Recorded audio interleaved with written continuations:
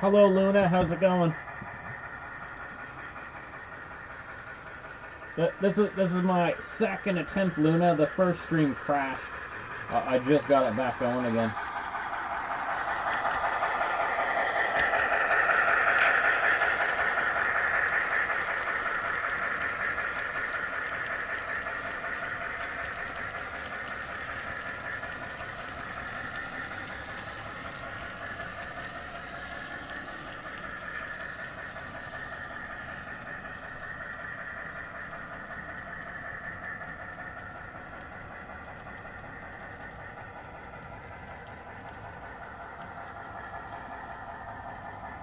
Yeah, I don't think it's gonna work tonight, David. I think it's just absolute trash tonight.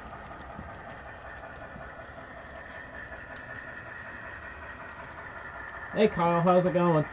Unfortunately, we're not having much luck with the stream tonight. I had one crash already, and I can't keep it going.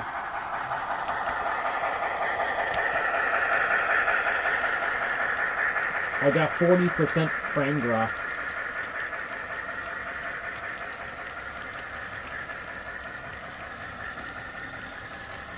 So, I'm looking at the health on OBS there, David. The kilobits per second is good, but something's causing the frames to drop. So I'm getting 30 to 40% frame drops.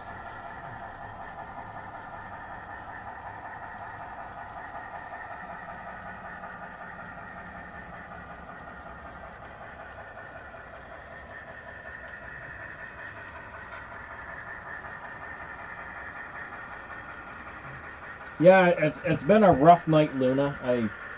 It's really bad.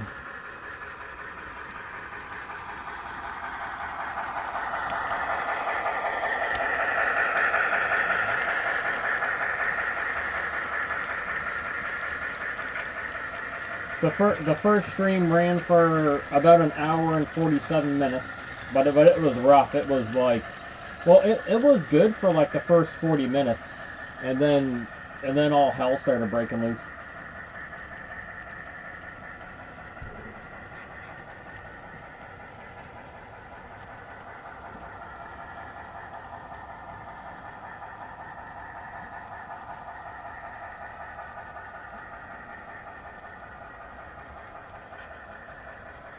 But I mean, so long as we're all enjoying the chat and stuff like that, we can try to get through this wonkiness.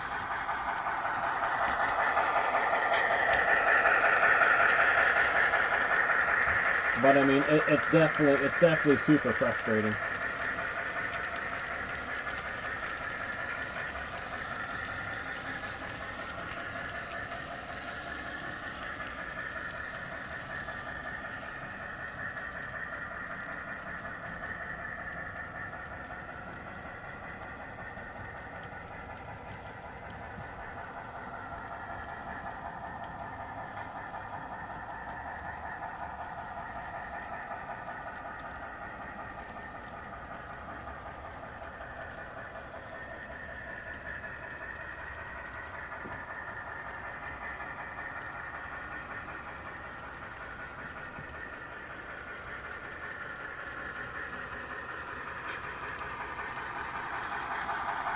Back up to 9,000 kilobits per second.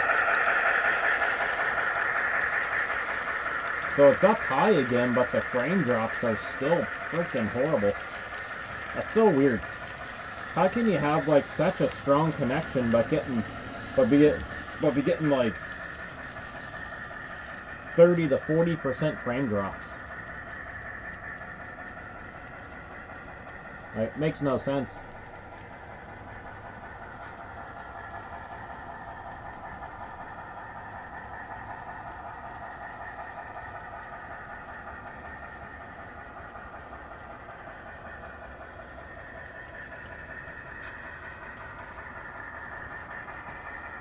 Oh yeah, we can always bring it down the bell.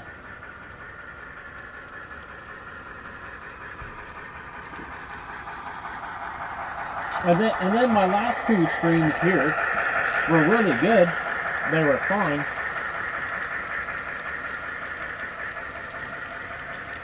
And then this one is absolute dog crap. Okay, we'll see what happens here. It seemed to smoothing over here for a second.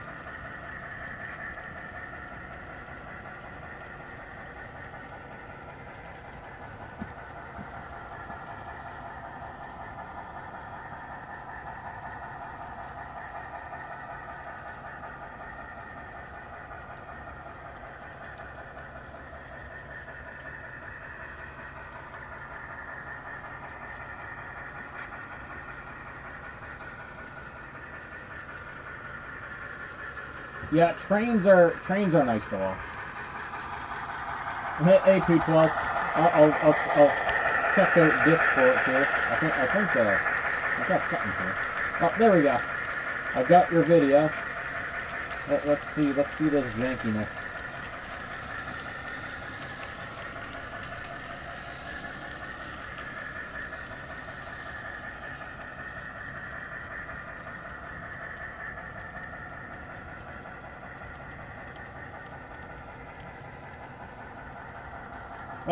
That's a nice locomotive. I like that.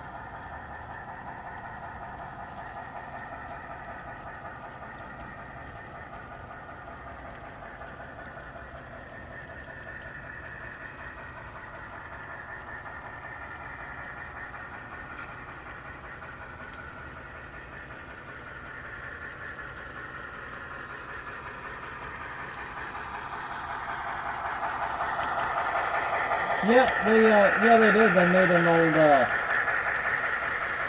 was a while ago.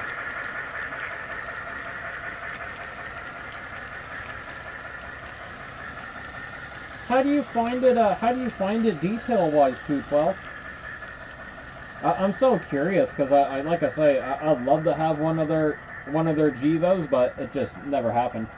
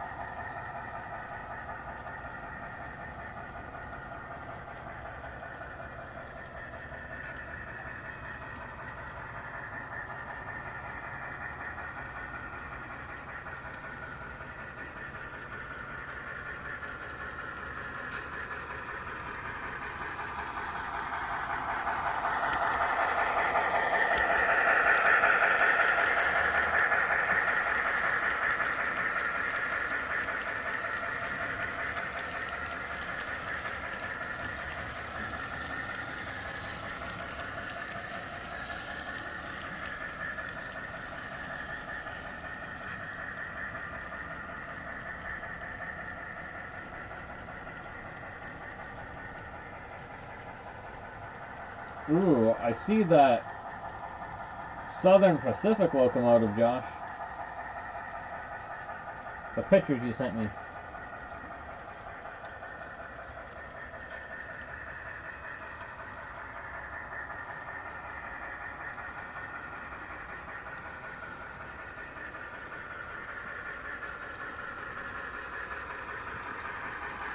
Oh, really? The scale train, their Gevos are really heavy.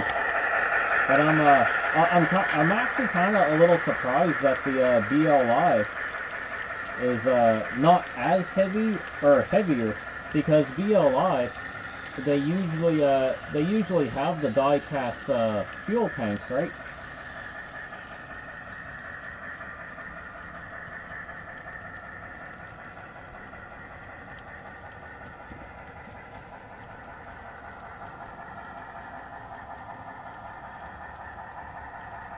So yeah, I'm actually shocked by that because I definitely thought the BLI would be heavier than the scale trains.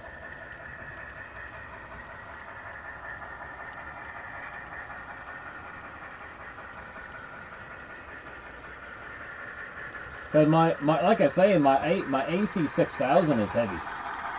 That's a heavy beast. Yeah, I love Southern Pacific too. I love the bloody nose. I love it.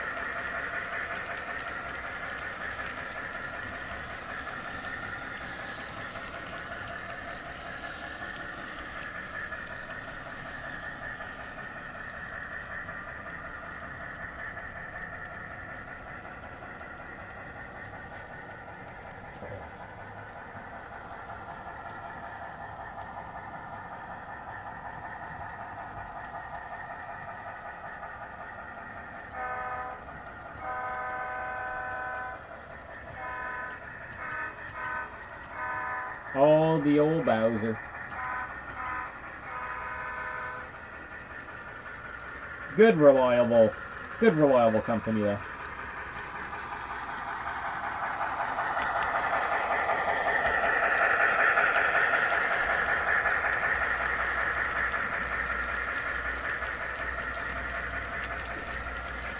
Now I do know Intermountain and Scale Trains, they were definitely competing for who made the best ET44 AC. I got one in Intermountain and one in Scale Trains, and they are literally neck and neck. Like, they're so, both of them are so detailed 212, the Intermountain and the Scale Trains. Literally, if you were that picky, the choice, in my opinion, the choice would come down to the box art. Intermountain has shitty boxes. There's nothing cool about them. Scale Trains has a much prettier box. But, like, in my opinion, like, that's what it would come down to between those two. Box art. Because the locomotives are just absolutely neck and neck.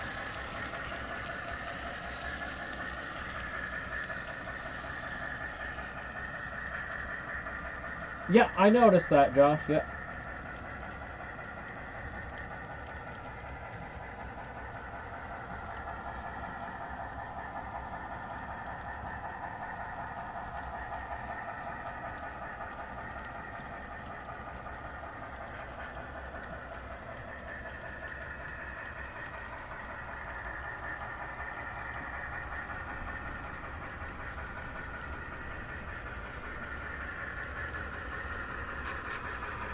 I had Rapido fail too. Actually, I've had more motors go in a Rapido than anything else. But like I said, it's like I choose not to fret too much about it because I mean, you know, these are models. They have hundreds of pieces.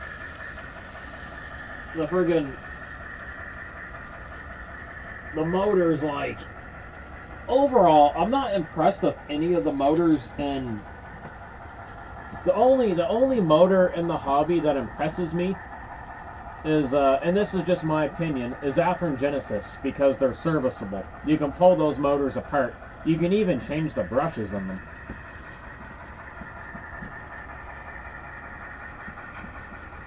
But me and David, we've changed motors in Intermountain. We changed motors in Scale Trains. We changed motors in Rapido. And they're like, our opinion, they're all shit. The motors are like worth a couple bucks. You can go on AliExpress and friggin' buy motors for these locomotives for a couple dollars. They're all like, that's just my opinion, they're just not, they're friggin', the motor I pulled out of the E8, friggin' puny. Like, don't get me wrong, I love the models, I love them, but the motors are not impressing me in any of them.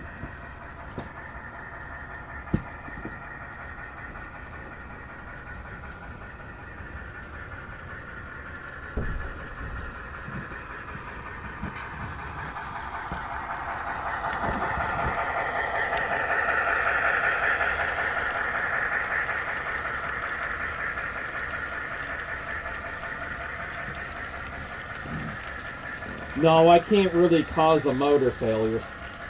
Like I say, my my E8 has gone through, my Canadian Pacific E8 went through 3 motors. And they're puny little motors with puny little flywheels. Yeah. Yeah.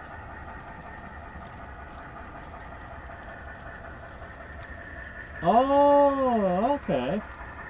Scale Trains is $6.75. I don't have a scale here. I wish I could. I wish I can weigh the Intermountain.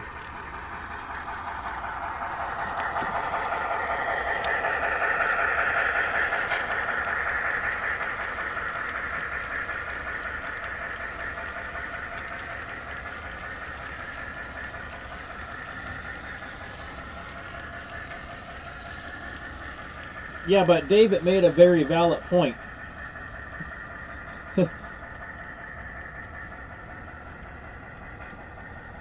They're literally cheap-ass little motors made in China. I mean, everything's made in China.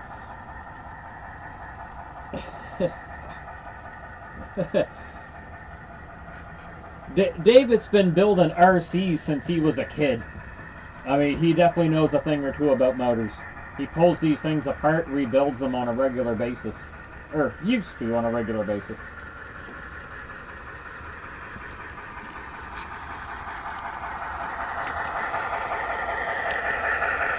I'm not the motor expert. David is.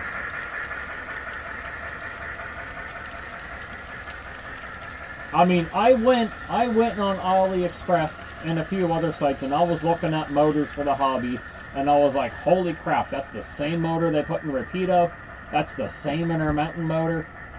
That's the same Scale Trains motor. I didn't find an Athearn motor. Athearn motors are unique to Athearn, I think.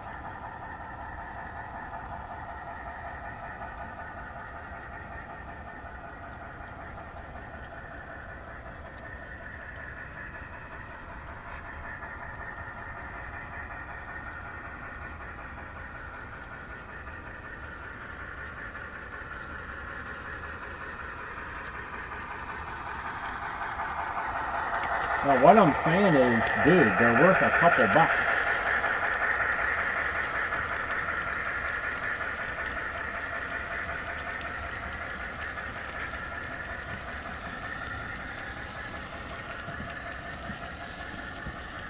I got no comment on BLI motors because, well, I've never had a problem with a BLI motor.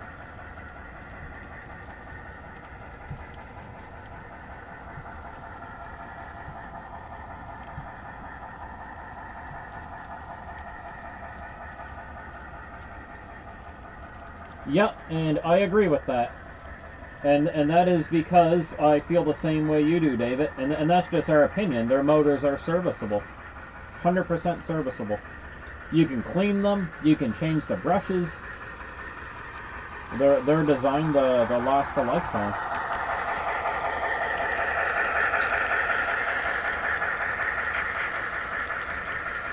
Well, yeah, Scale Trains and their Gevos, and I can only speak for the Gevos. It's a generic motor, the same motor that that Lifelike uses. Lifelike, Walters, Proto, it's the same motor. My Conrail SD45 Proto series, it has the same motor as a Scale Trains Gevo. It's the same thing.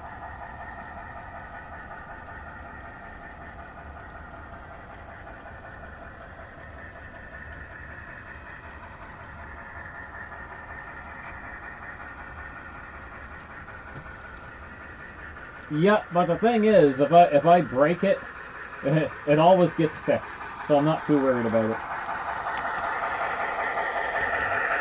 I don't give a shit because I'll fix it.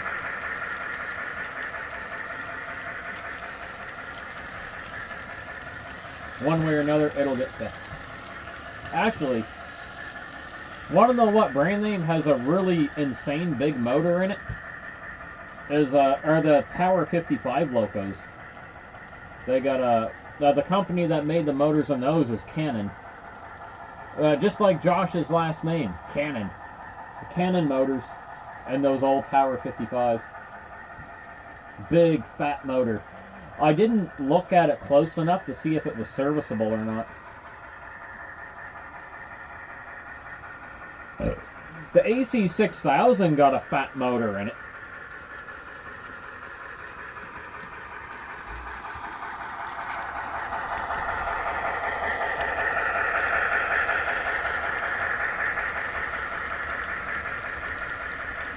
Oh yes, I can't forget about Atlas.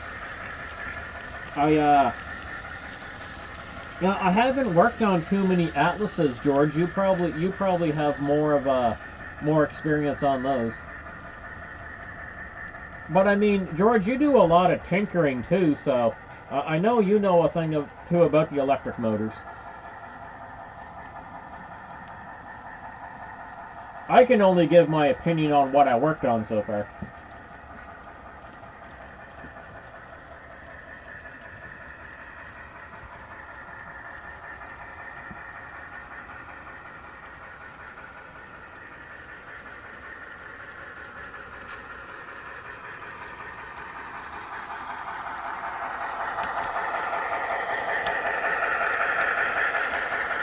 Yeah, that don't mean anything. Another company just picked up the tooling.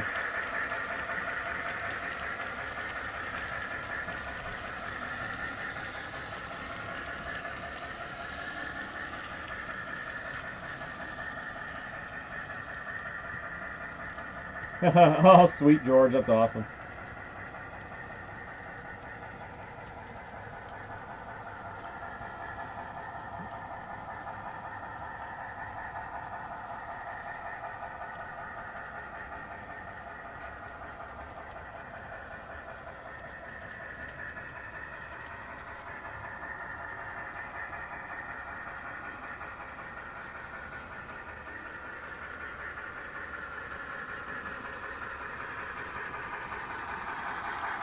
Kind of like how, Tower 55 doesn't exist anymore, but its tooling was bought up.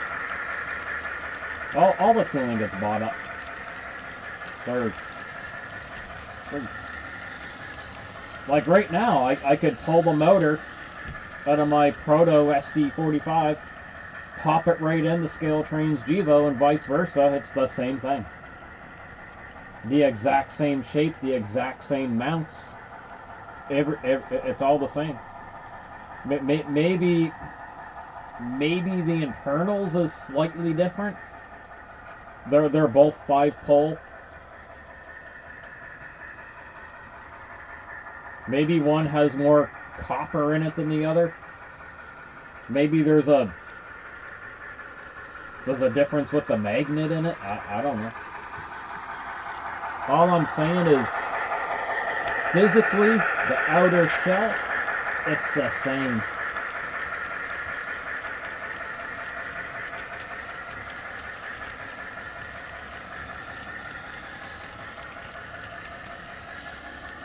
Oh, good night, my friend. Good night.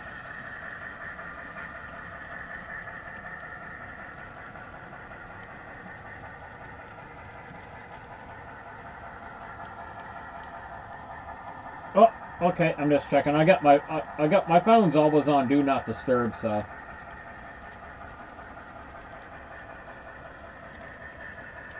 Oh, there we go.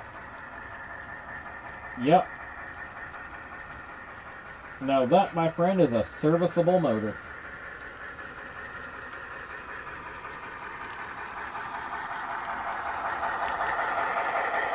But, just my little opinion is like, I feel that a motor that you can service is a lot better than a motor you can't service.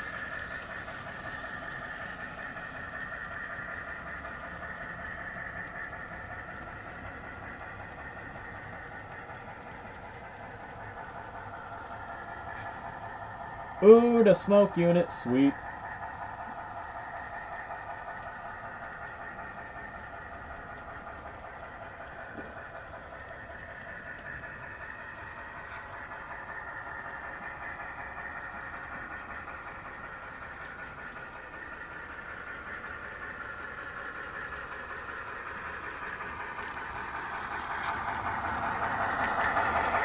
But also, with that said, like, I'm overly, okay, I was a little like, what the hell at first, right?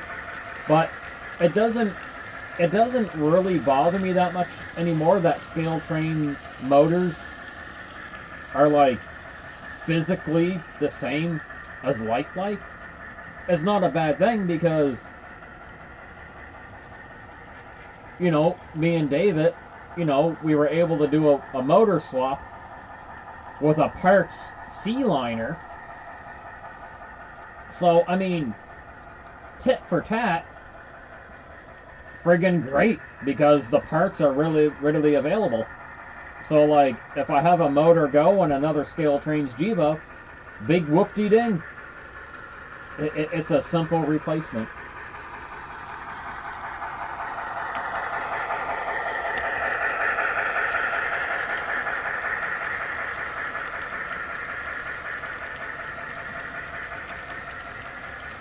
So, you know, I'm not even mad anymore, like, about the motor decisions, because parts are easy to find then. All right, I'm gonna jump on Discord there. Where are we at? Oh yeah.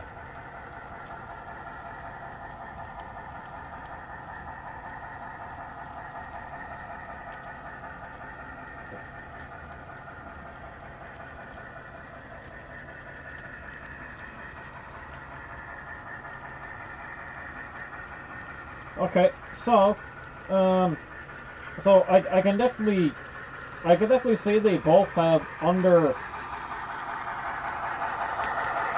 Okay, 212.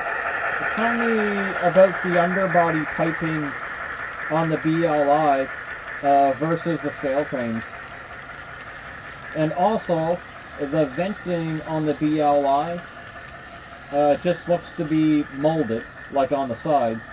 And I know from owning a scale trains that it is all separately, it's all separately applied metal detail. So the scale trains has all real venting, but the BLI just looks to be molded. So verify that. So, I mean, I can pretty much see that in the picture, but what I'm wondering is the underbody piping. How would you compare the two with the underbody wiring?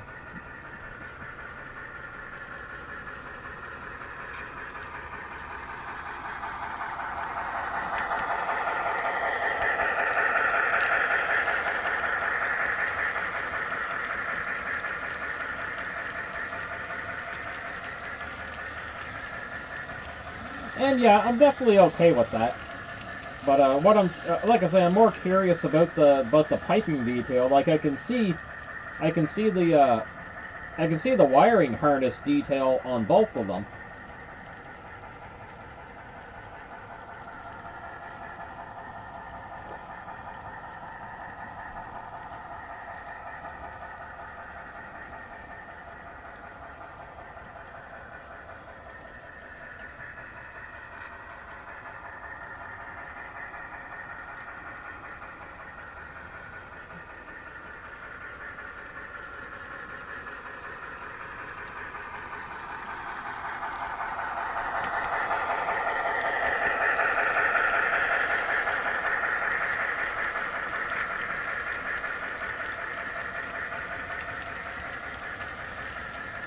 Oh, it's all good, my friend. Take your time. Like I say, the pictures you took are excellent. It's a great comparison.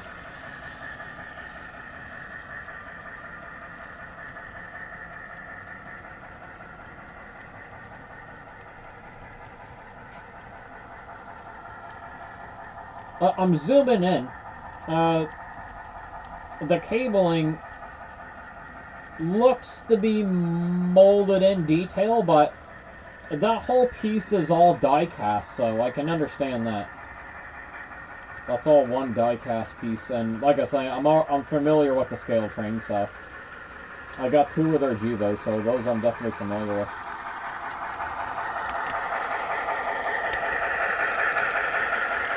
Like I say, I'd get a BLI just for the smoke unit alone. Like I say, so long as my locomotives, like, you know, have separately applied grab irons, I'm happy. Like, I don't, like, that's about it. If I got my separately applied grab irons, I'm good to go.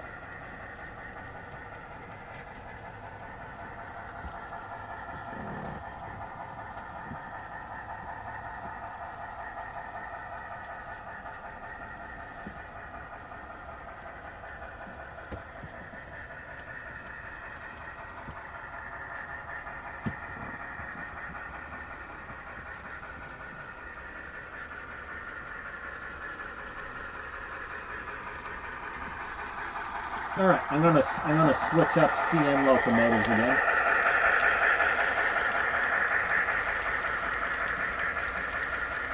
Ooh, mega smoke for 212.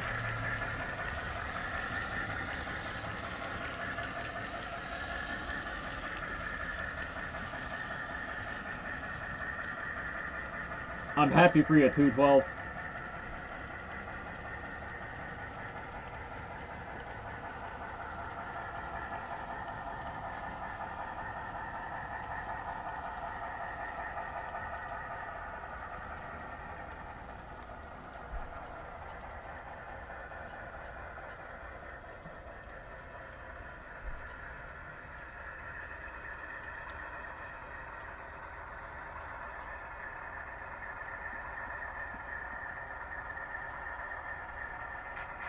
Ooh, well, you got the scented stuff, man. You rolling, bro.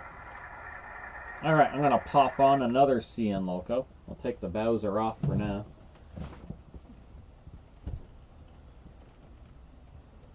Take the Cape Breton Nova Scotia one off.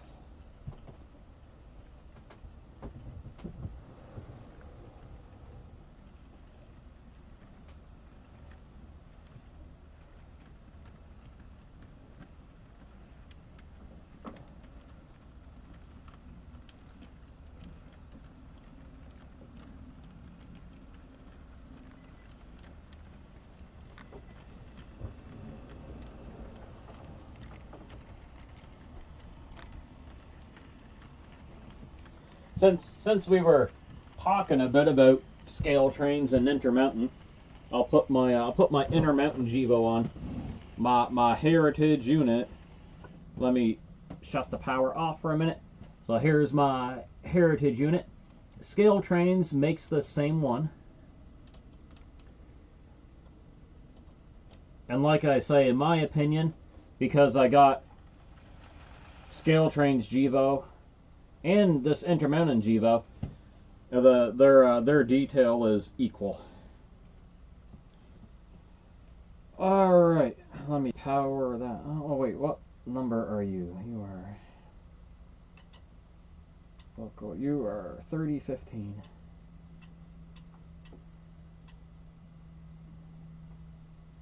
There we go.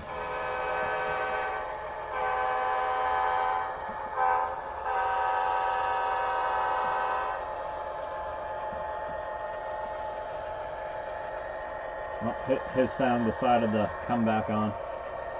That's okay then.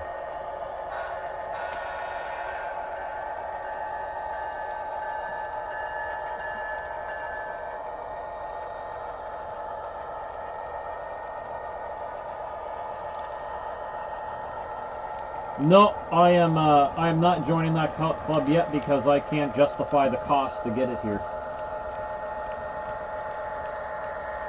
It costs just as much to ship it as it does the friggin' bottle of it.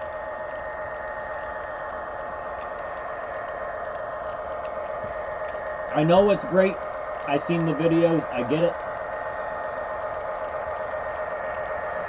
I will have it someday when the shipping is not ridiculous on it.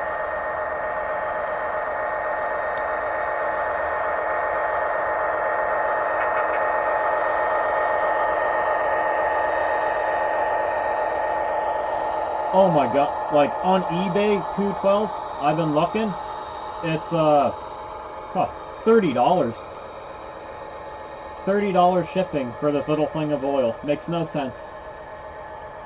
I've paid like $25 to have a locomotive shipped to me before. It's just, I can't, like, as much as I'd love to have Mega Steam, I can't justify the cost. And I can't get it in Canada. I can't find a supplier in Canada for it.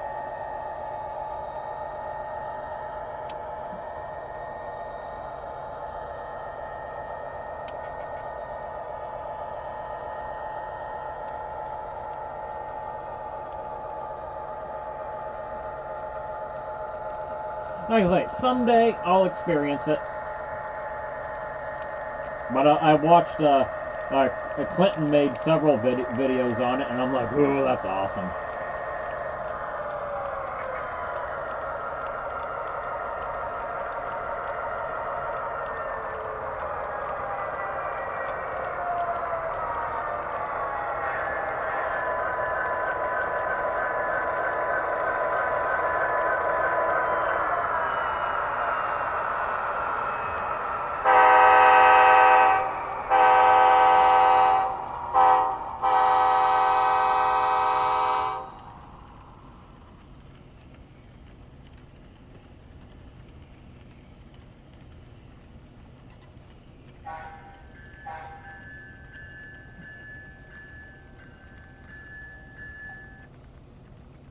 I love being able to just like alternate through locomotives. Oh, there's your ditch lights. I know you have other lights on you too, I just don't know where they are.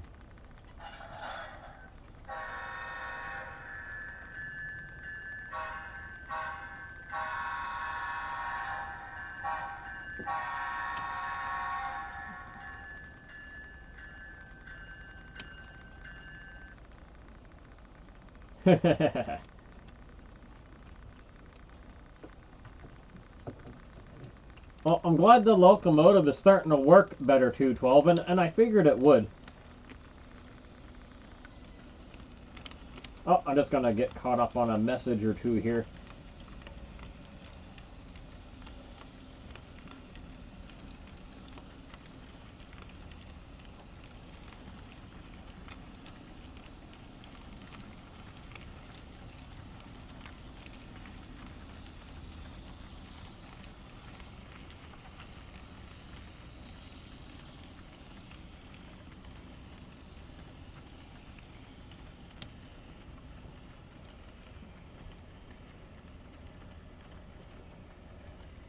Yeah, I just replied back to you there, 212. I'm just trying to catch up on the messages here. I got a couple messages.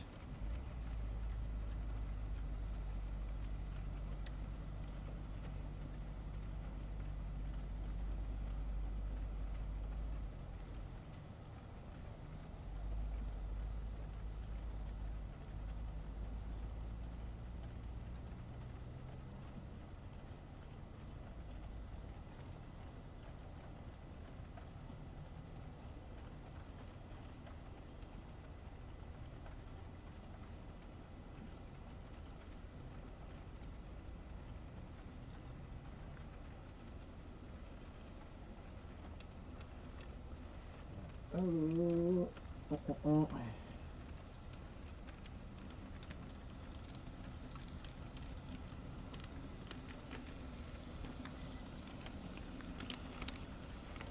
crap. Okay.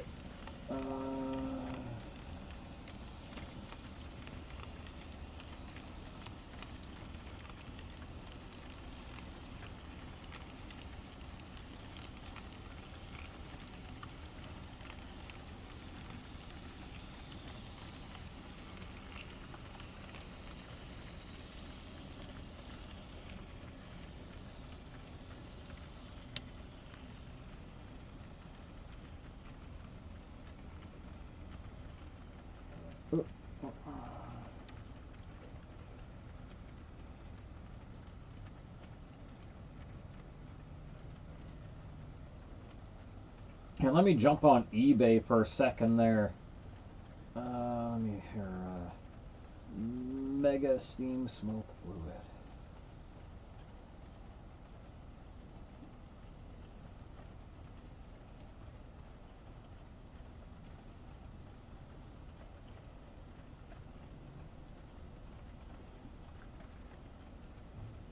Yeah, sending you a picture of an example, like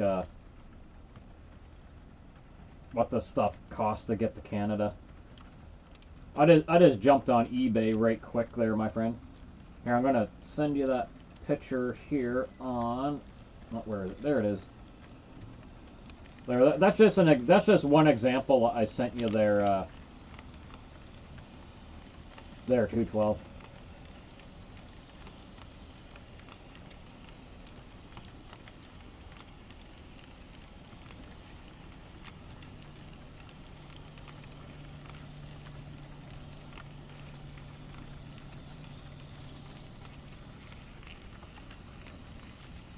And even the small bottles are like ridiculously expensive to ship.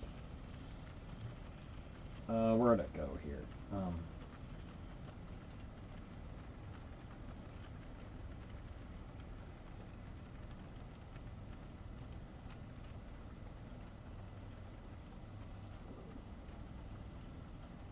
Yeah, even the little bottle. I'll send you a picture of the little bottle. You're gonna laugh at these prices, bro.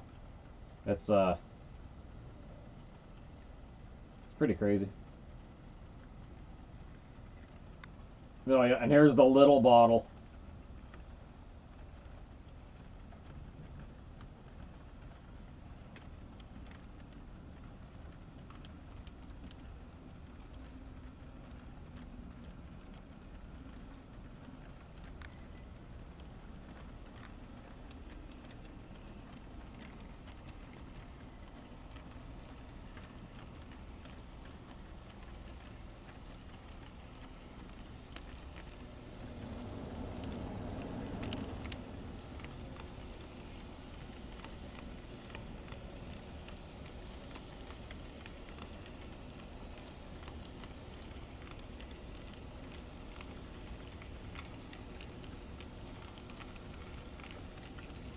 Yeah, sometimes 212 it makes no sense. Like something small like that, you know, should only cost like a couple dollars to ship.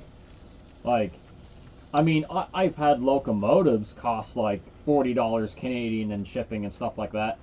That's on the higher end of it, especially if it's coming from the States. But it's, yeah, a lot of it makes no sense.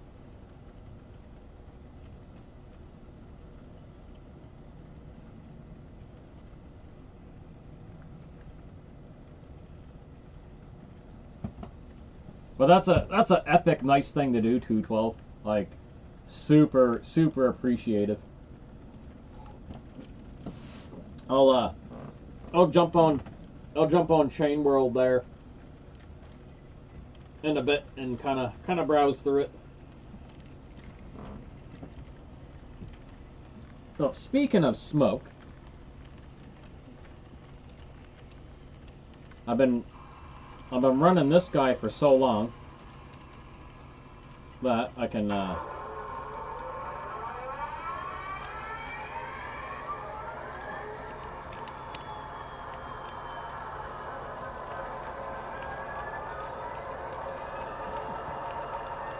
was just gonna pull him off because he's a hard one to keep quiet, and I was just gonna get the Heritage unit to they'll go around for a little bit.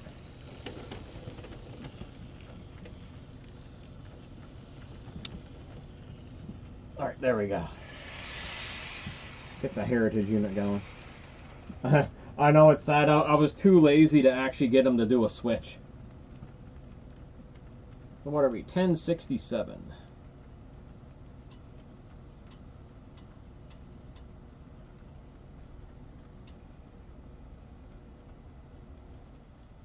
There we go.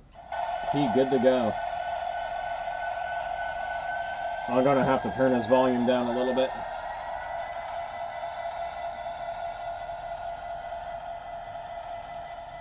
Oh, 212.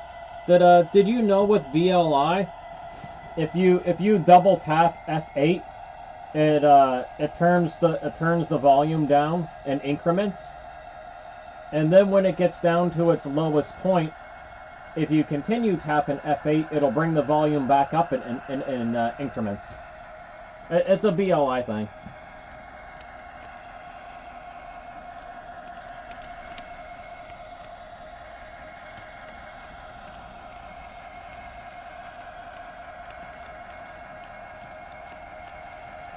JT. What did JT stand for? I can't even remember.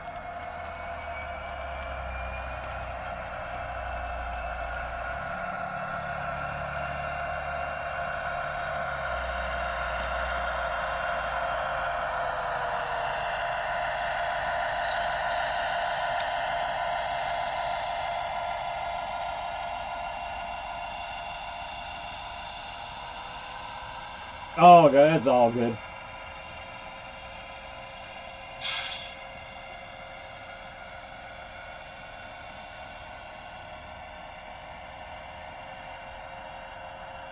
Uh-oh, the curtain closed.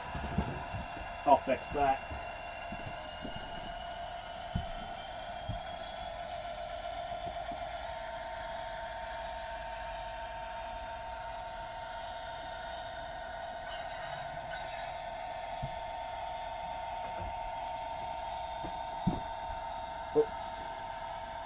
I need the curtain to stop moving.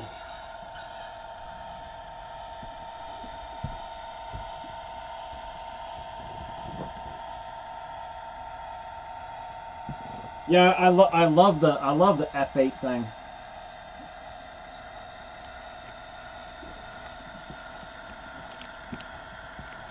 Atherin does something. Atherin Genesis does something similar, but it only turns it down 50%, and then you can turn it back up 50%. But with Atherin, that is F9.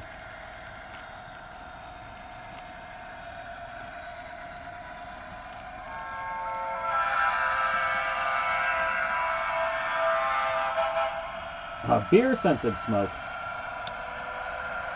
Sweet.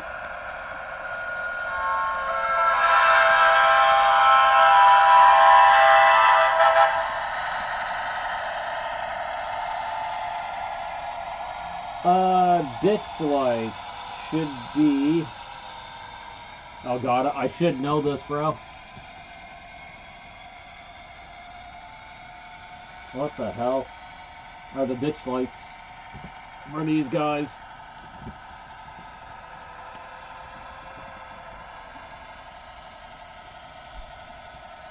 I can't even remember.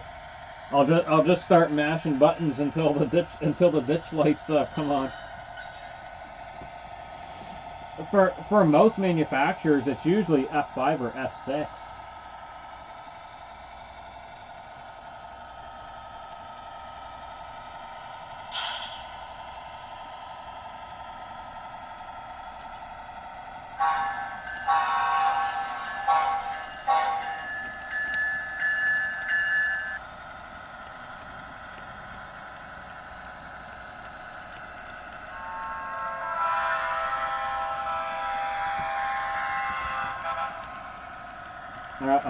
I'm too lazy to grab the manual because that involves digging it out of the box. Let me get this VLI around the corner here. Let me start button mashing. Watch me not even be able to figure this out. Like, how the heck we work the ditch lights on this? I find the ditch lights on my Ace not very bright. Like, a lot of times they're on and I friggin' like what the hell are they even on? So, alright. The regular lights are 0, of course. It's not F5.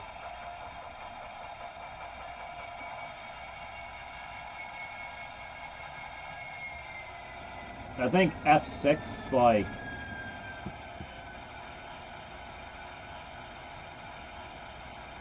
Oh, yeah, get up in the higher functions, yeah.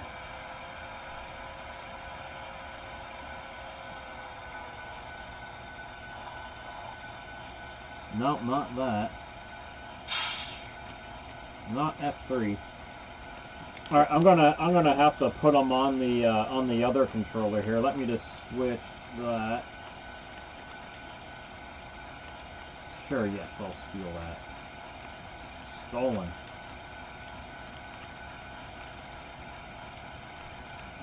Oh, I think we just blew a turbo, guys.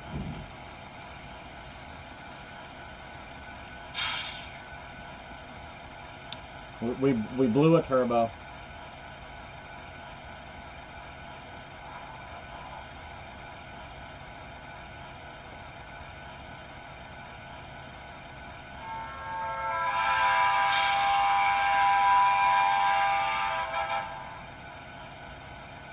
Big turbo smoke.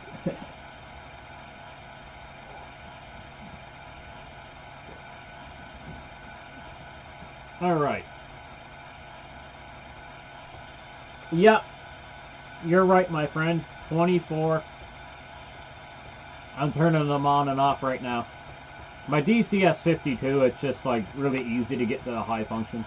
But man, the ditch lights are so dim. Like they not bright at all. I'm pretty sure I can go into the CV and fix that.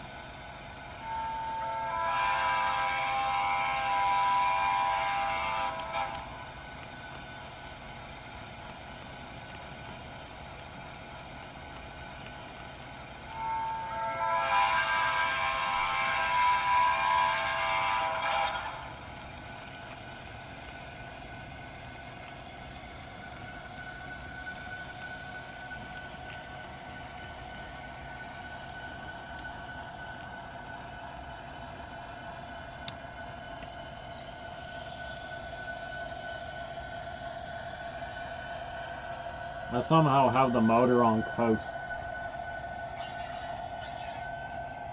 There we go. I had it like on coast mode. That's a really far up function to have the ditch lights.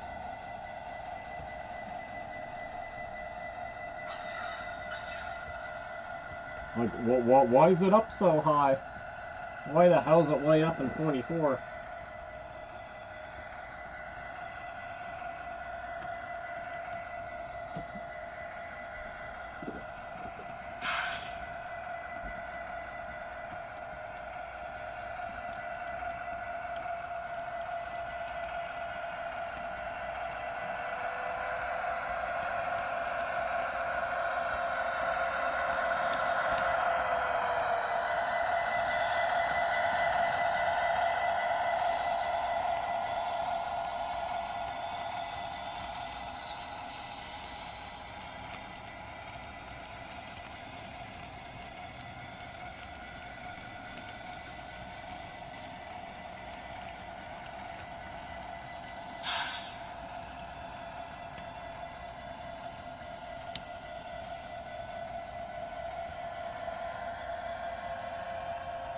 Alright, checking messages again.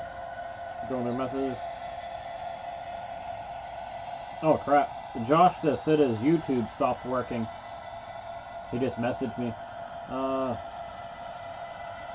mine's working. I'll have to, let me message Josh back here. Oh, I'll be like, still online, bro. There, hopefully Josh gets that. It was 13 minutes ago.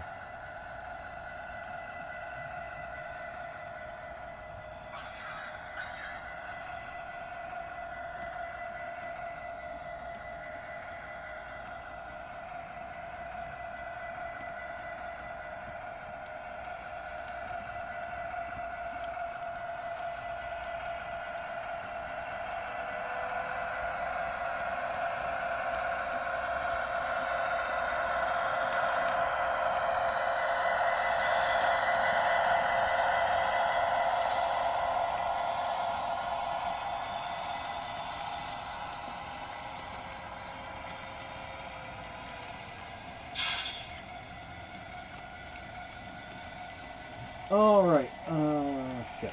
Alright, back to messages.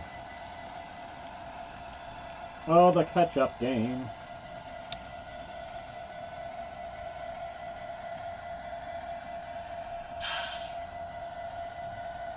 Now.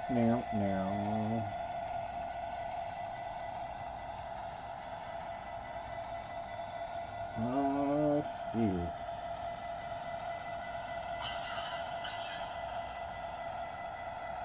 Okay. Where am I?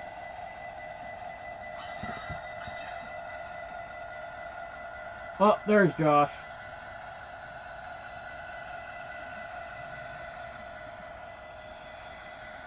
You had to change your profile and your name. Oh, weird. Why is that?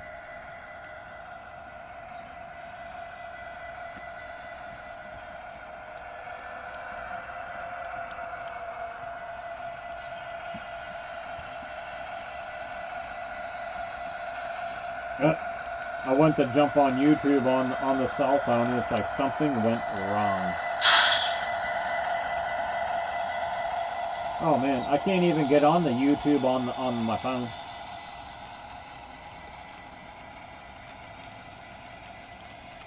What could have went wrong?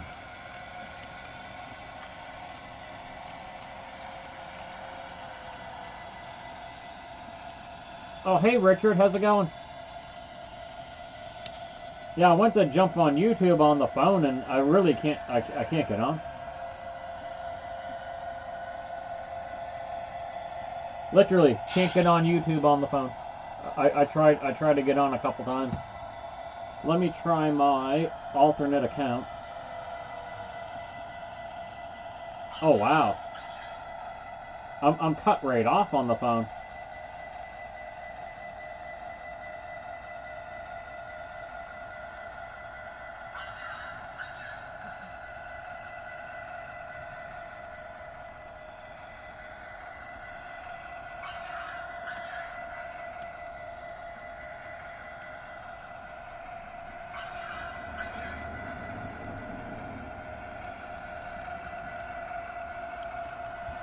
That's so weird.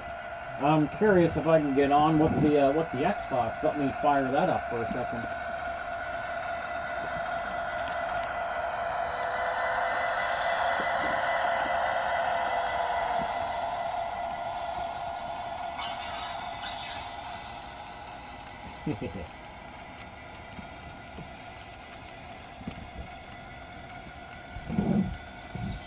Was it a hassle to get it to work on the NCE?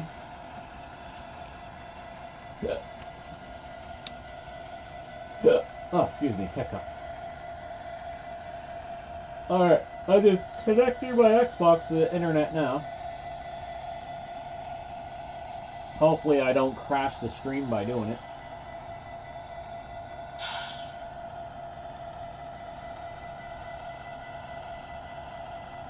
Alright, let's see what happens.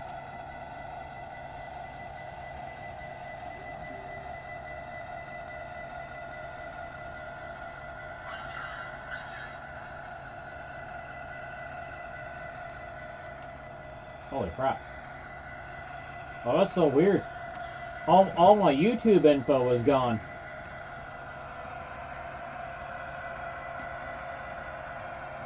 I went to log on to YouTube on my Xbox and it's gone.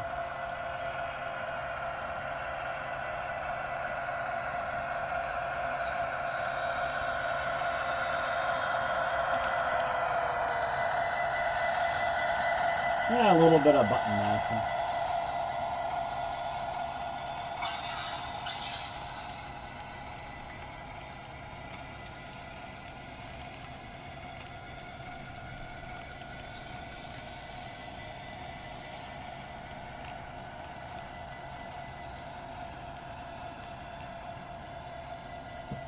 Alright, well, let's see.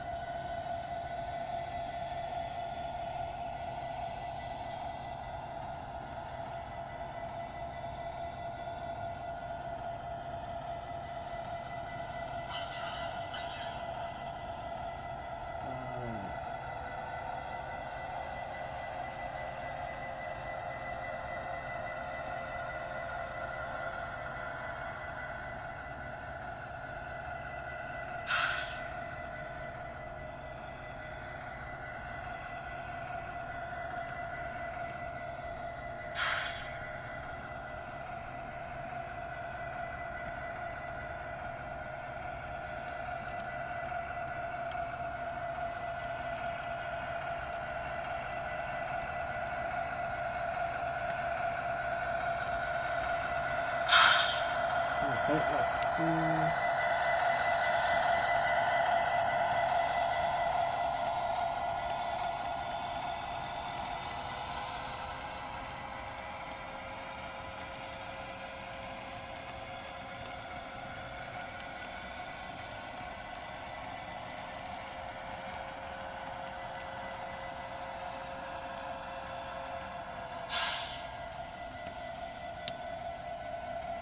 Alright, okay, I think I got it going again. Well, okay, yeah, YouTube is having some technical difficulty.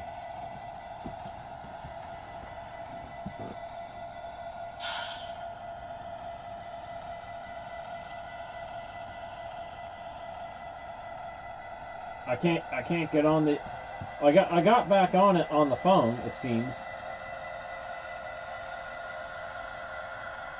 But can't get on it on the Xbox.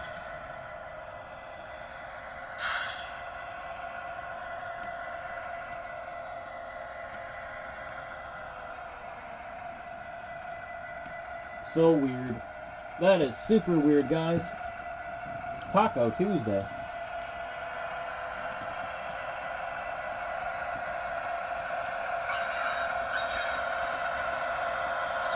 Okay, hold on. I might have got it. Nope. I go to sign in on the Xbox and it just says something went wrong. Of course something went wrong. YouTube broke.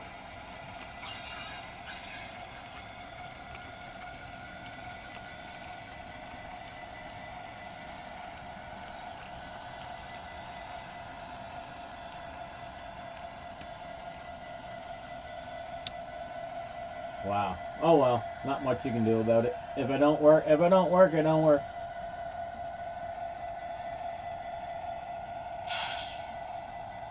Oh, that's the True Line. That's the True Line Trains one.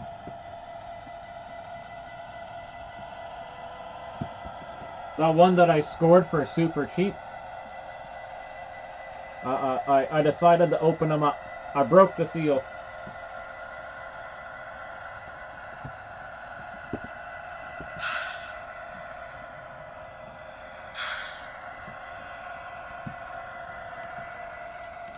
I definitely see why people love them back in the day. It's a nice caboose.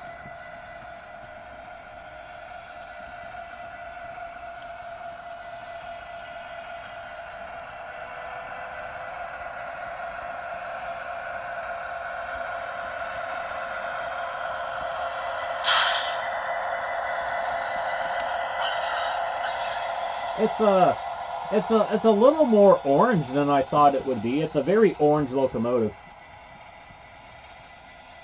But it's got really nice detail, especially like, so these things are like 20 years old now, right? But I mean, it's nice and heavy, got some weight. The step detail is great. It's got underbody piping. It's got all your separately applied grab rails and irons. Yeah, I don't know. Which way were they supposed to run? I don't even know, bruh. I always ran them like... I always thought they ran like... I suppose it really doesn't matter which way you run the caboose.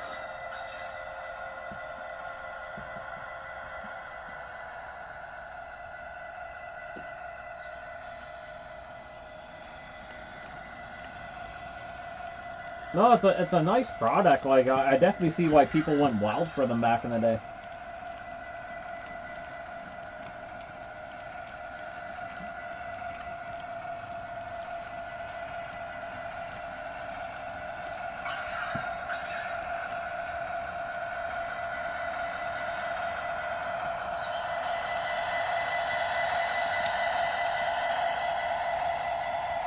Speaking of cabooses,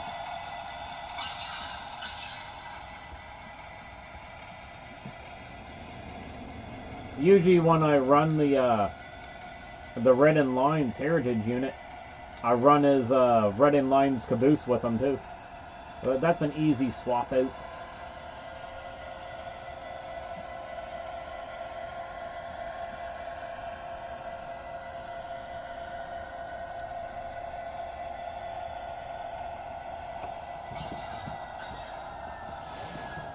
Let's change that up right quick.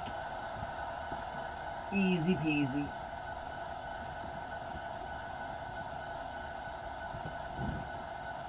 Just an old, actually a lot of my caboose are Atlases. Good bang for the buck. There we go. We'll give him a we'll give him a matching tail. Oh, get on there. There we go.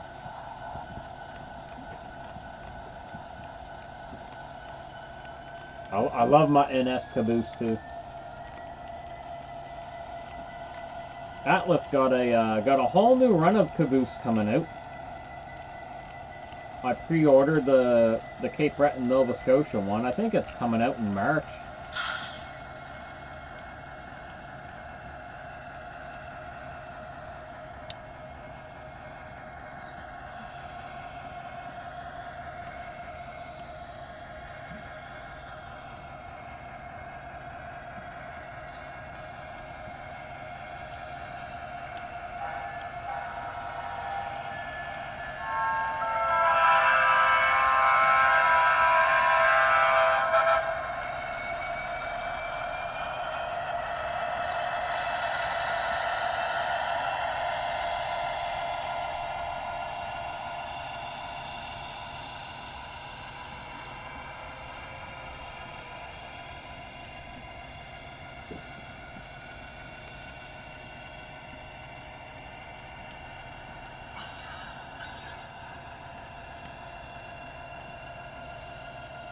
Oh, someone's gonna need a little more smoke fluid soon.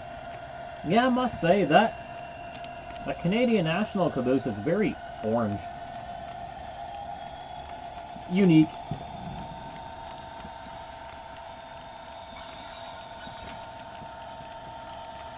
It's pretty cool though, I like it.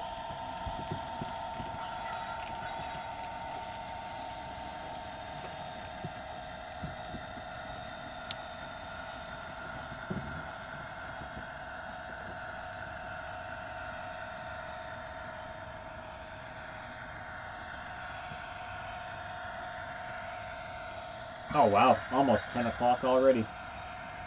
Well, hell.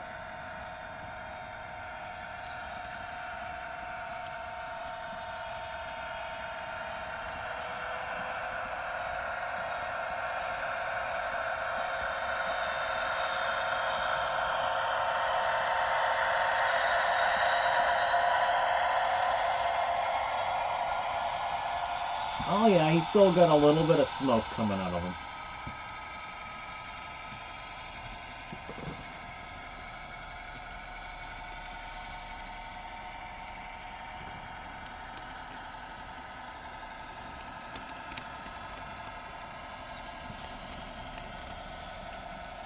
Alright, catch up on messages again.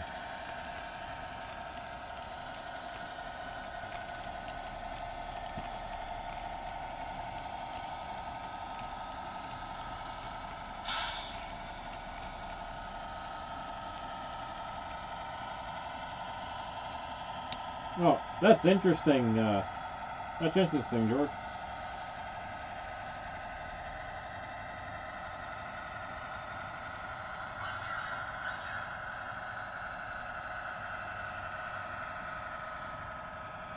Oh, well, that makes sense.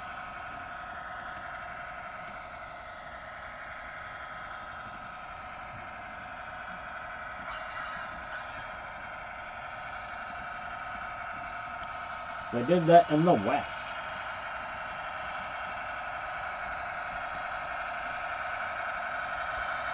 Very interesting.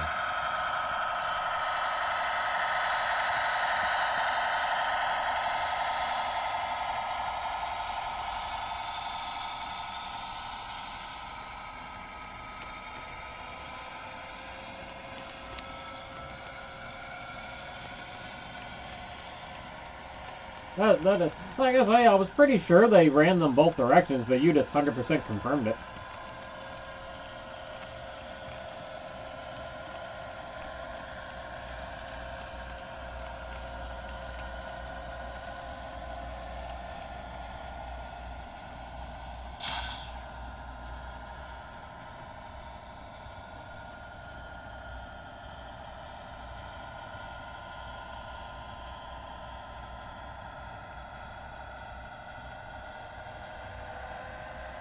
I'm just reading something, guys. Just bear with me for a minute.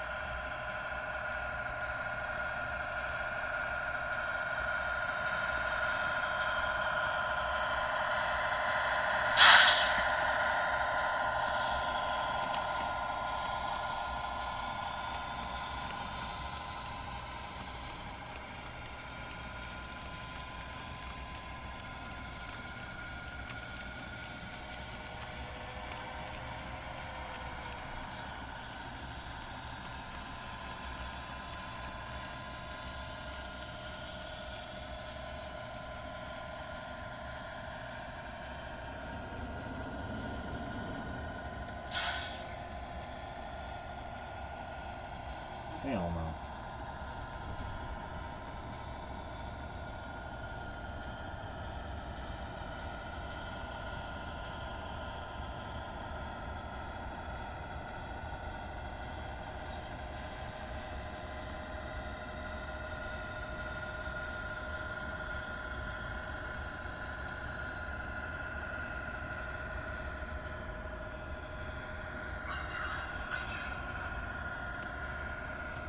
Interesting.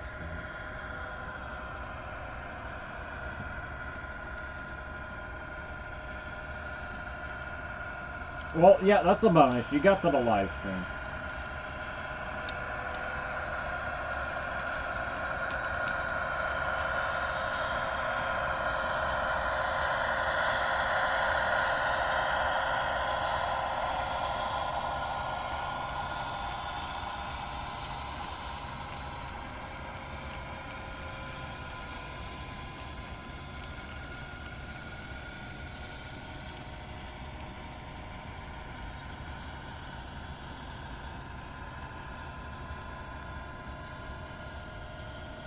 Alright, cool. I think I caught up on the messages here for a second. Maybe. Let me jump back in.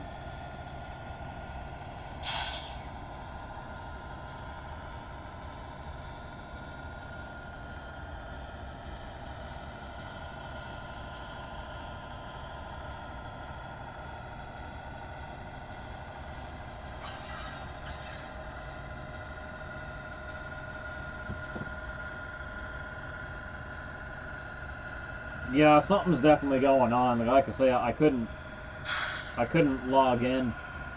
I can't. It won't let me on the Xbox. And I was having an issue with the phone, but the issue kind of fixed itself somehow.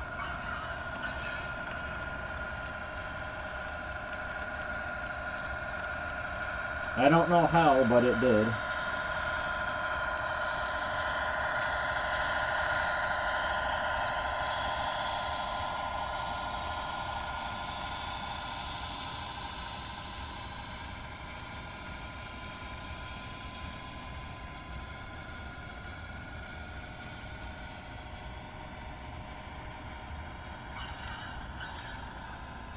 Catching up on all the things. Okay, I think that's it. Oh, there is something I wanted to see. I was curious on how this ran on the Xbox.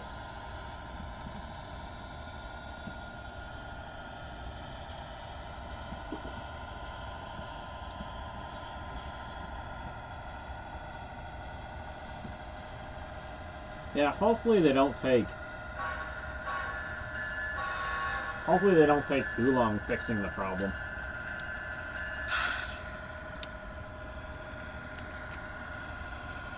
Because that would be no kinds of fun.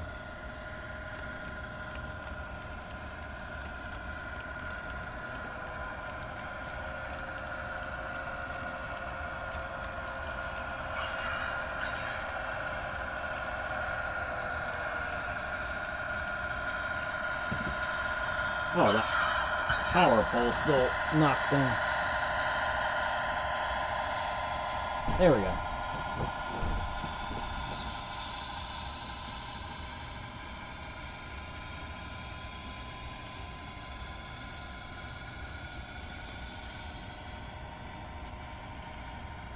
Oh, excuse me.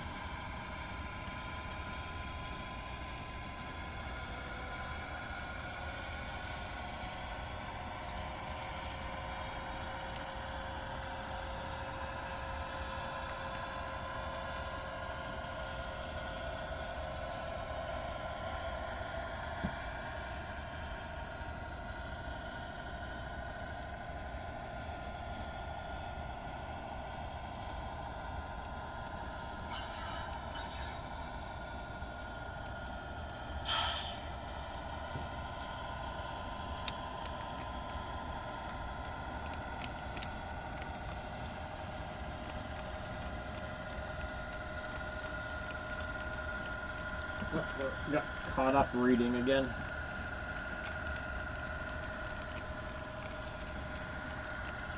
Yeah, it's hard to say what went on with that or what's still going on.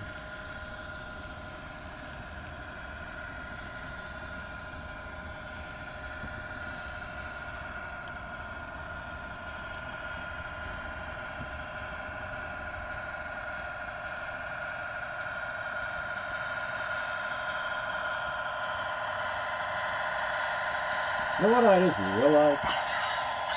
I didn't really eat today. Well, I mean, I did, but like,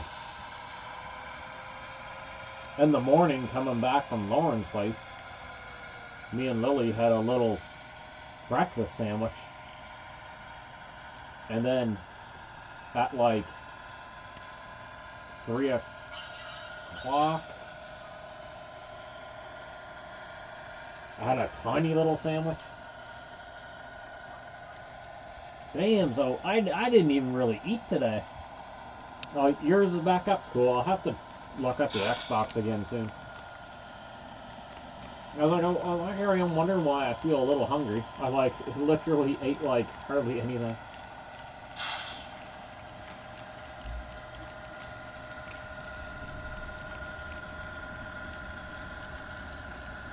Just wasn't super hungry over.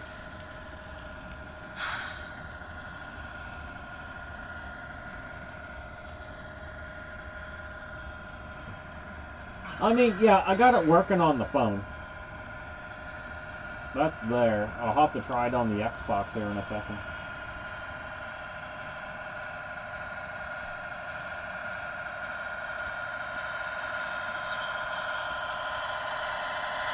Red flags of a man who's chronic.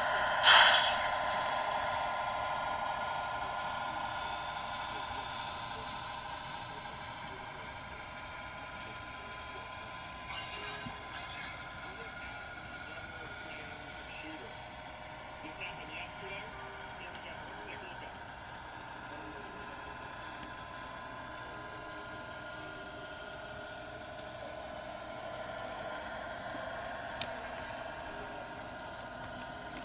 Alright, I'll save that for soon. Okay, that's working.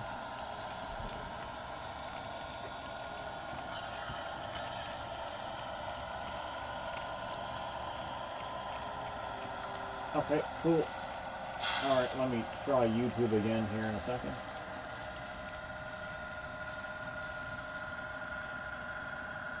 Alright, yeah, it's good to go again. It looks to be, it's working. So they had a little hiccup there on their part by the sounds of it.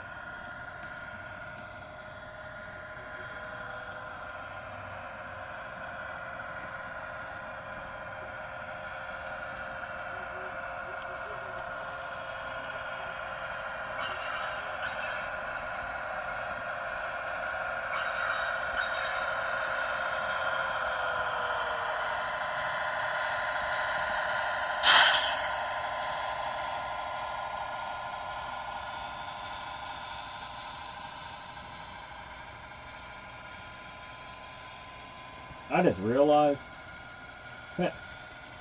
I don't have the back of the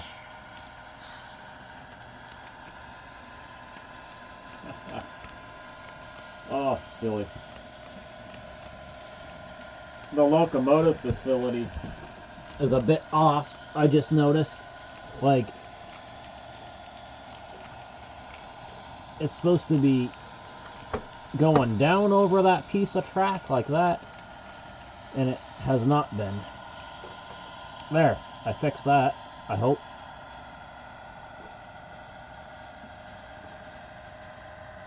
Hopefully.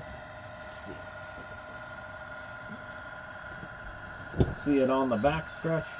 Oh, there's like a tiny little gap. Oh, yeah, a tiny gap. I'll have to, I forgot to bring my,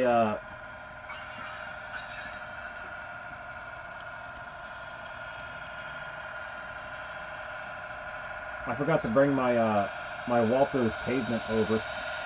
Because I had to raise the facility a little bit because some of the locomotives Their radiator fans hit the top of it.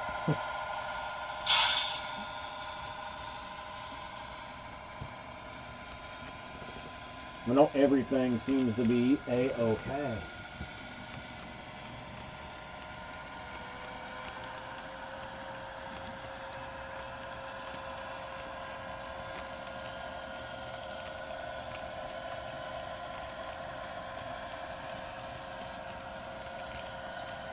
Alright, that's all looking good. It's no surprise we have a lot more to talk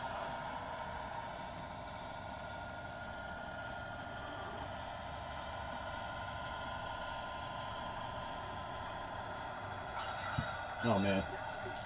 Ads are like so crazy now. They're like all over the place. All over, like, what in the heck is happening?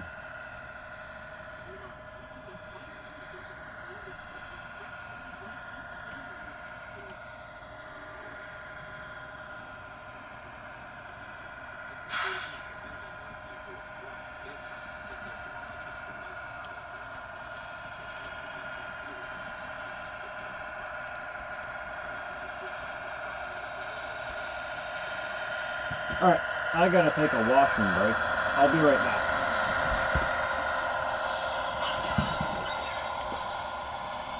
I'm gonna put my slippers on now. Must put slippers on.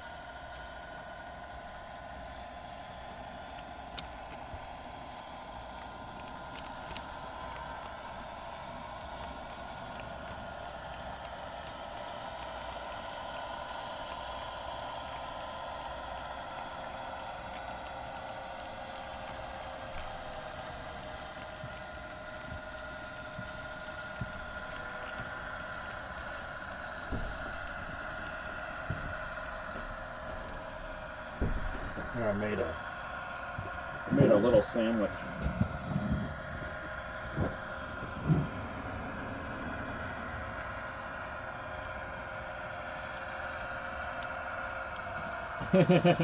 Hey, Train God.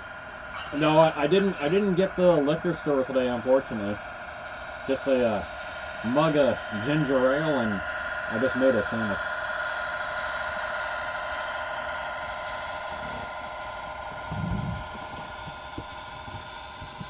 But tomorrow I should be better prepared.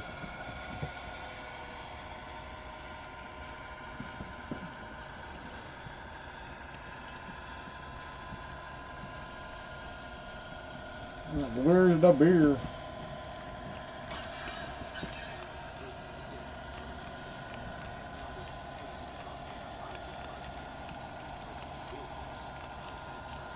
Holy crap.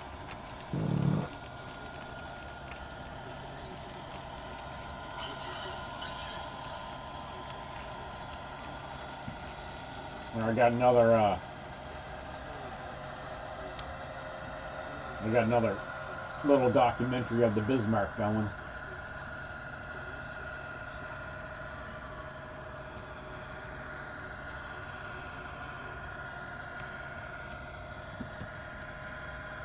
Been watching a lot of ship documentaries this weekend.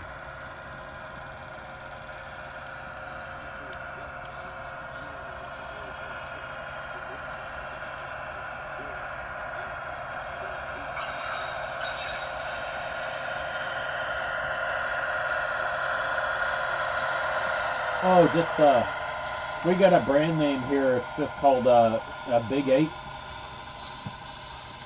Just like regular ginger ale.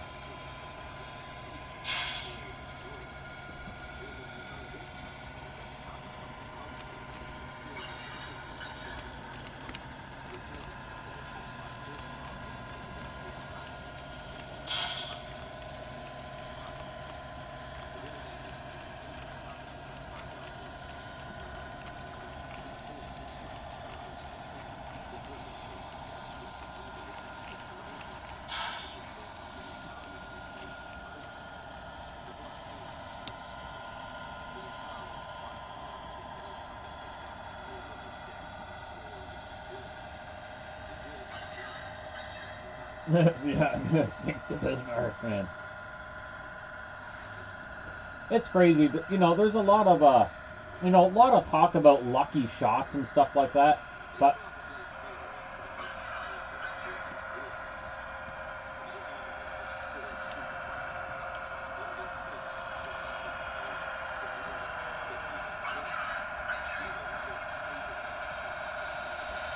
and the thing, like, what happened to the hood?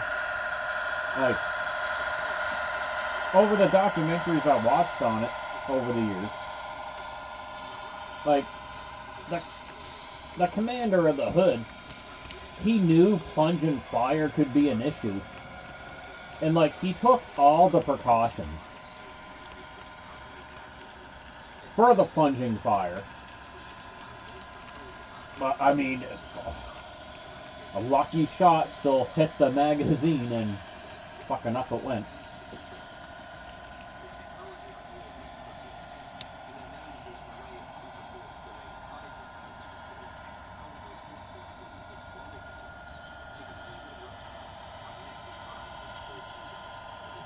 And Bismarck was designed to be a raider.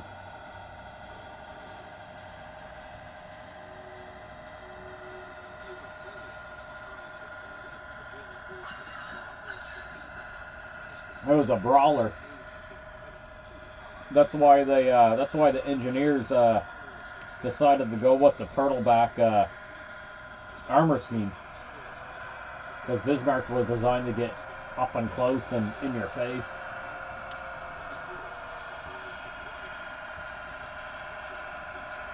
But like with anything,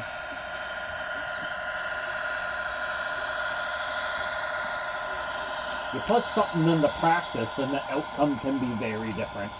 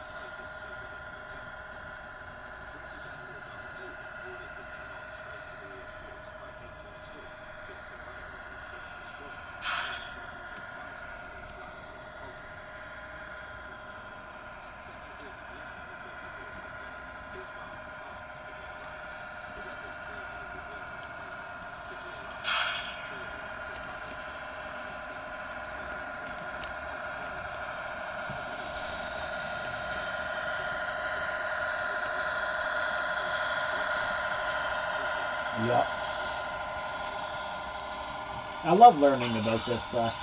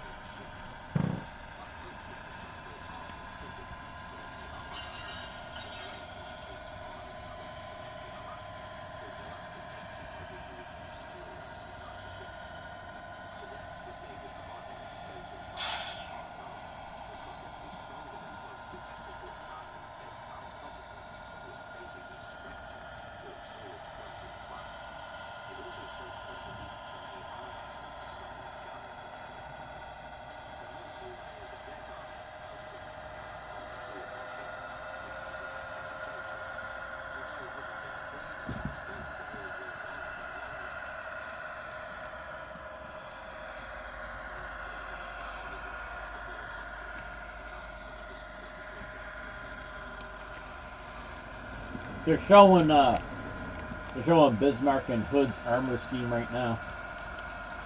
Yeah. Greg, I didn't know Hood had turtleback.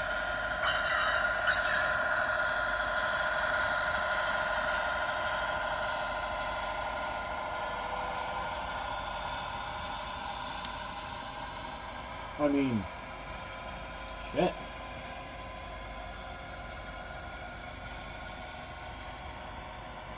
I mean, it definitely... I mean, I knew it didn't have weak side armor.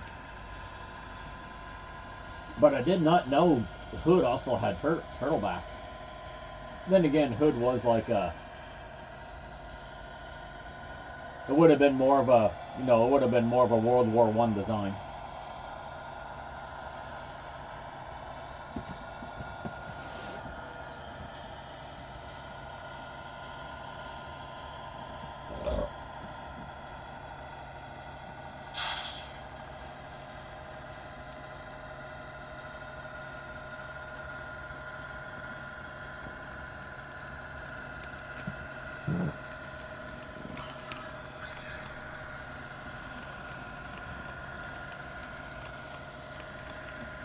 Oh shit, well I learned something new. I didn't know Hood had turtleback armor.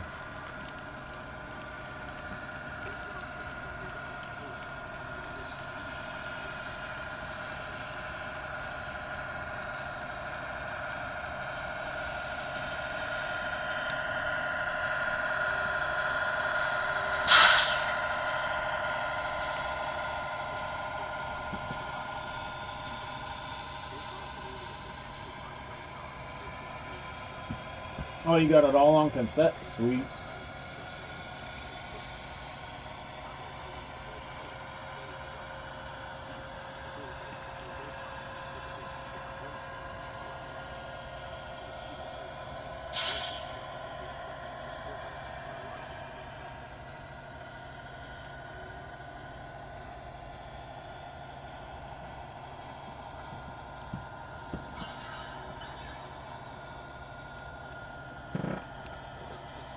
So did you guys know Hood, sorry not Hood, but Bismarck at the end of it, Bismarck outnumbered 16-1. They pounded on Bismarck for 2.5 hours before he went down. It was a tough shit. It was an absolute massacre though. I mean, the Bismarck superstructure was just like obliterated.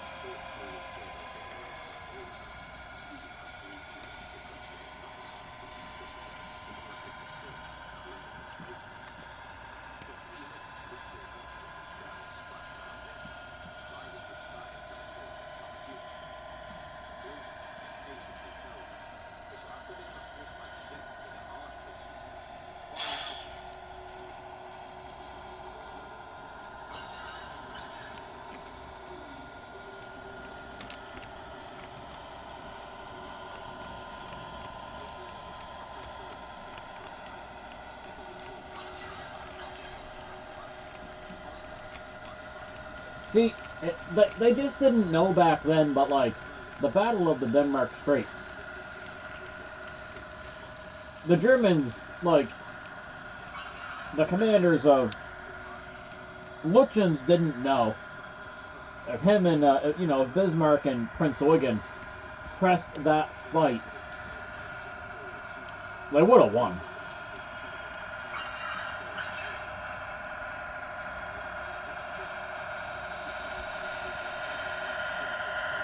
But they decided to get the hell out of there.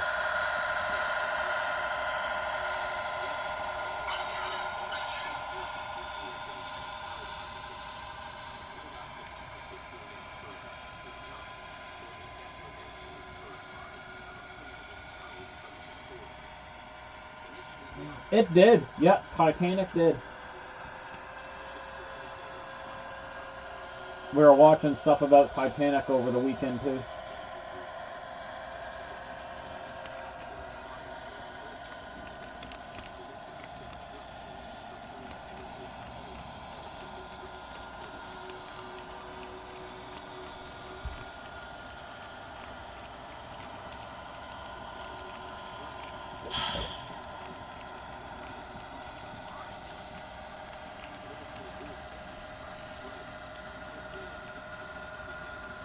And the Battle of Denmark Strait, like Prince of Wales' guns weren't even working right.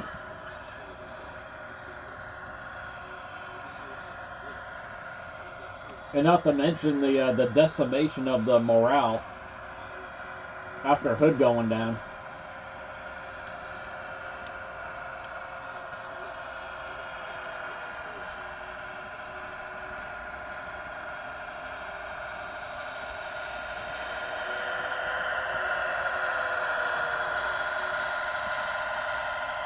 Hood, 1918 to 1941.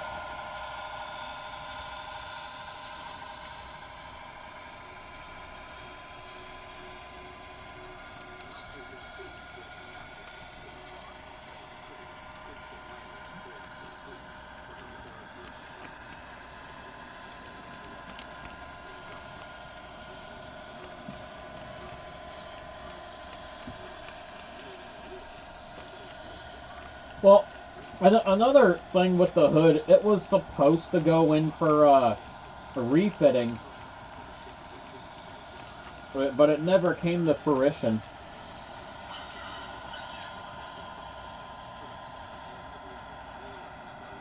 It should not have went out to confront Bismarck in the first place, but I mean, the Royal the Royal Navy gave the orders, so. And and Prince of Wales, its guns were malfunctioning, wasn't even working right.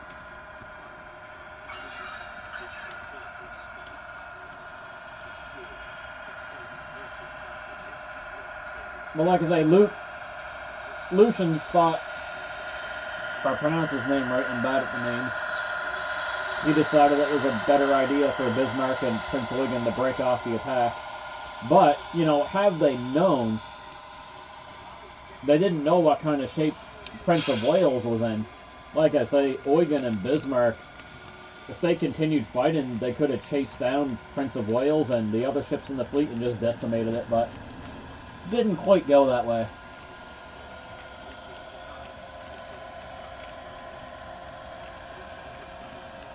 It's just one of those things, like, you can build a weapon of war for this, that, and the other thing, but you can have all the practice runs and sea trials, but you just don't know how something's gonna go until you put it in practice.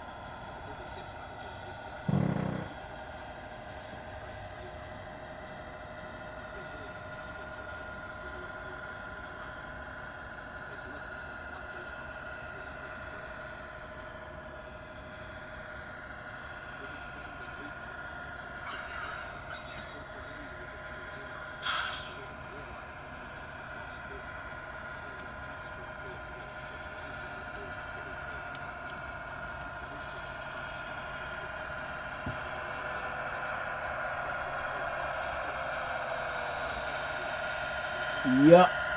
Yep, it was. No, I didn't see the Battle of the River Plate.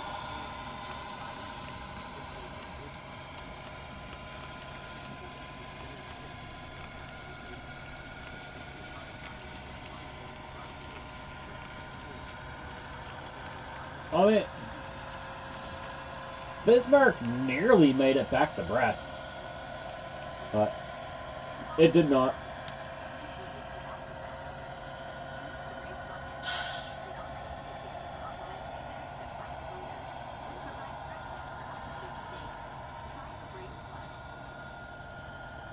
Yeah, and like I said earlier, the messed up thing was, like, the commander of the Hood knew the dangers of plunging fire to it, and he made the maneuvers to help mitigate that, getting in close to the Bismarck, so plunging fire wouldn't have been a thing. So Hood's thick belt would hold up in a battle. Hood had a thick armor belt. It was 305 millimeters. Bismarck's main belt was a little thicker at 320.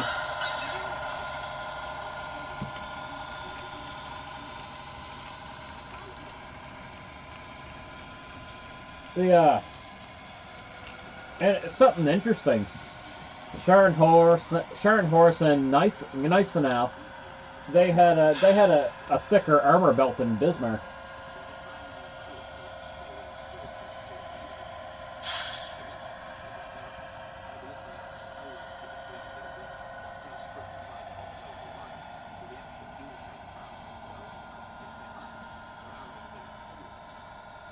It's really cool looking at the blueprints of the battleship. It's very interesting. I can look up the blueprints for a while.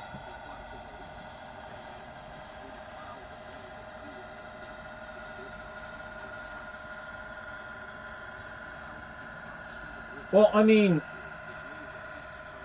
it took overwhelming force to bring that ship down.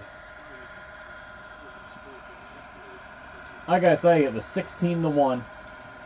They pounded on Bismarck for 2.5 hours, and Bismarck finally went down. But like I said, it was a massacre. I mean, Bismarck wasn't going to come out of that. But it just absolute massacre. But I mean, if it takes 16 ships, 2.5 hours to sink you, I think you built a pretty tough ship.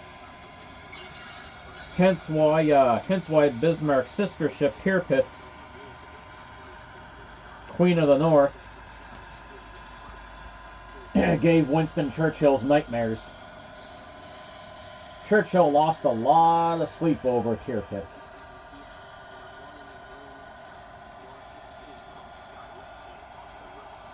See, so many lucky shots in war, man. I don't even want to call them lucky shots anymore. I mean, they took out Bismarck's rudder. I'm sure a lot of ships had their rudders taken out.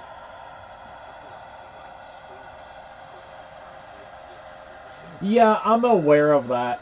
I know the Germans helped the ship go down because it was such an inferno massacre. But I mean, at the same time, you still can't discredit the Royal Navy.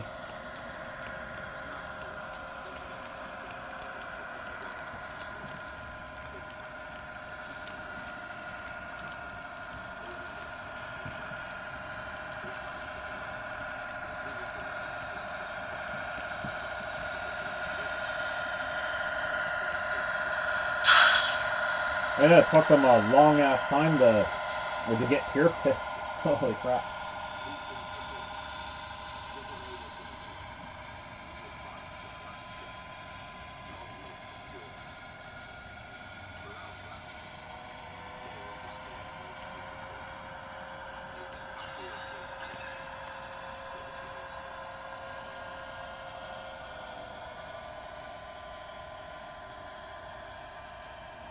Probably, of all the German battleships in World War II, I'm pretty sure Scharnhorst and Gneisenau were the most successful.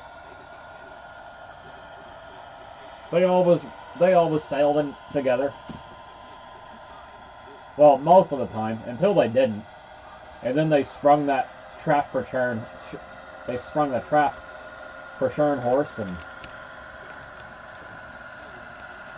Scharnhorst went down swinging, almost got away.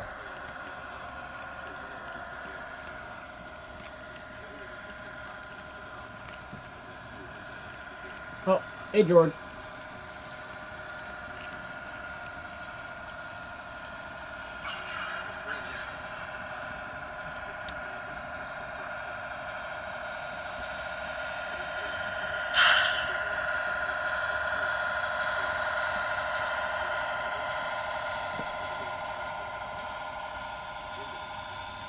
Oh, 212 sent me some more photos. I just noticed that. Oh yeah.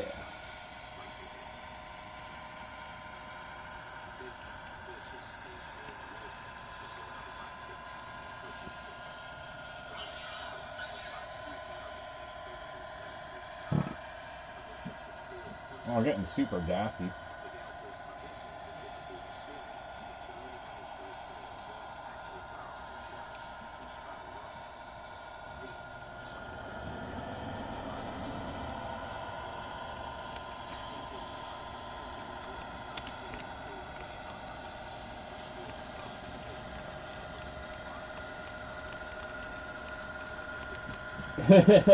Oh, World of Warships.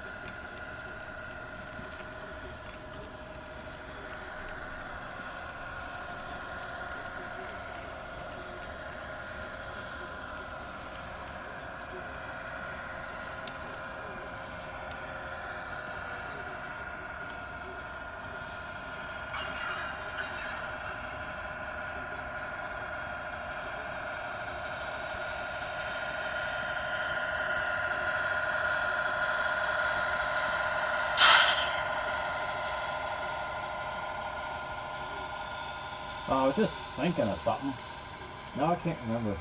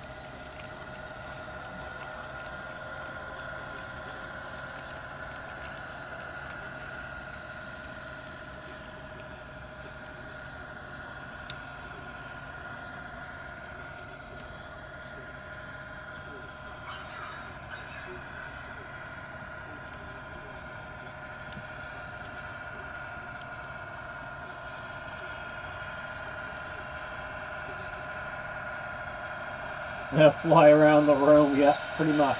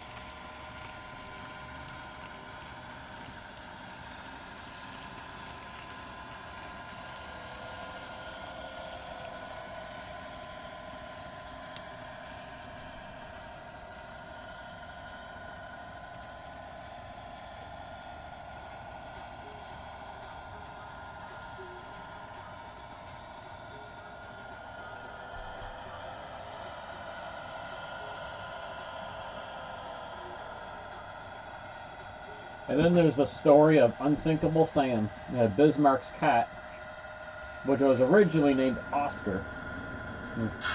Oscar survived the sinking of the Bismarck. British destroyer Cossack picked him up on a on a piece of the deck that was floating. And then they changed his name to Sam. And then Cossack sank. The cat survived. The cat was aboard Ark Royal. It sank. The cat survived. And the cat got the nickname Unsinkable Sam.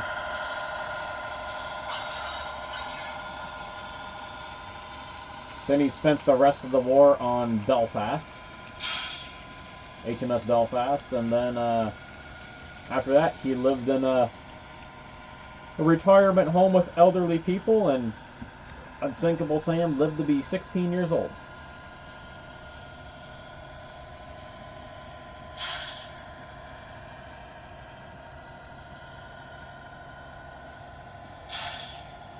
Man, that cat knew how to get off of sinking ships.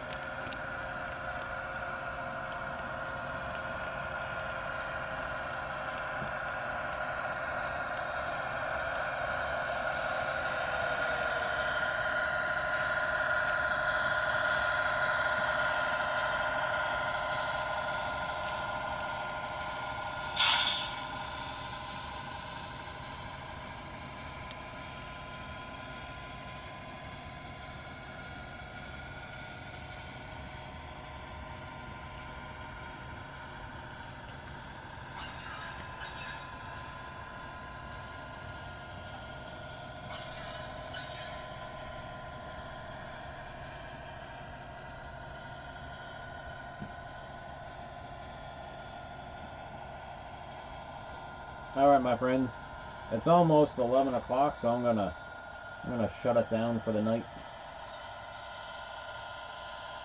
I'll just wait for Beeline to come around.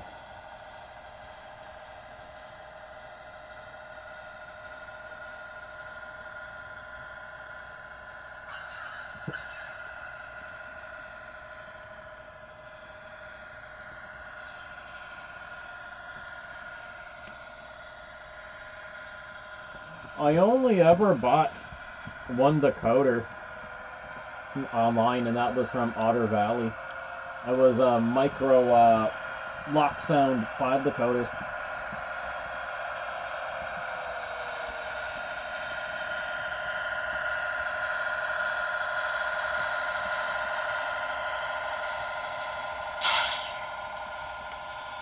It was an expensive bugger too.